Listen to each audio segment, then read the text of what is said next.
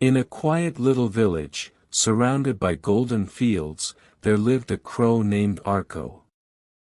Every morning, before the sun rose, Arko perched on the tallest banyan tree, and sang. His voice wasn't sweet, it was rough, uneven, sometimes too loud.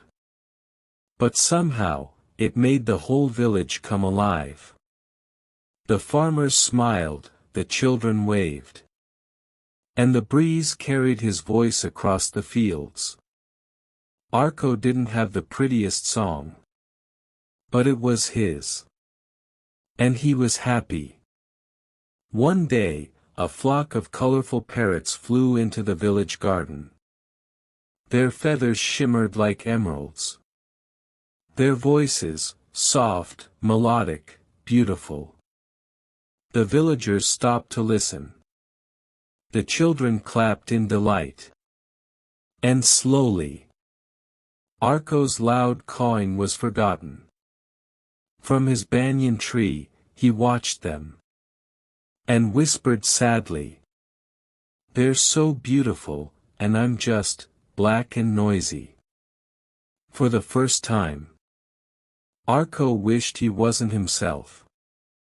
The next morning, Arko tried to sing like the parrots. Soft, rhythmic, graceful. But his voice cracked. The parrots giggled. Oh, little crow, your voice isn't meant for melody.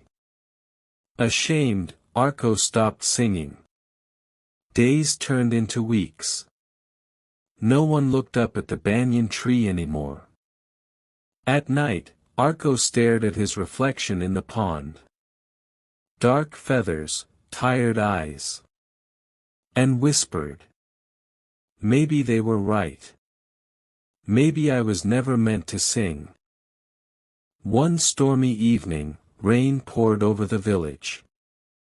Arko huddled under a half-broken hut, wings drenched. Beside him sat an old raven, calm and wise, watching the storm. The raven turned to Arko and asked. Why so quiet, little one? I used to hear your song echo through the valley. Arko sighed. No one liked my song. It's too harsh, not beautiful like the parrots. The raven smiled knowingly. Ah, when I was young, I tried to sing like the nightingale. But the sky stayed silent. Then one day, I cawed, truly cawed, from my heart. And the storm answered me back. He looked at Arko and said. The sky doesn't need you to sound beautiful. It needs you to sound real. That night, Arko climbed back to his banyan tree. The wind roaring around him. He looked at the dark sky and remembered the raven's words. And then, he sang. Not like a parrot. Not like anyone else. But like a crow. Loud. Honest. Free. His cry tore through the storm, raw and full of life. And then, the thunder answered.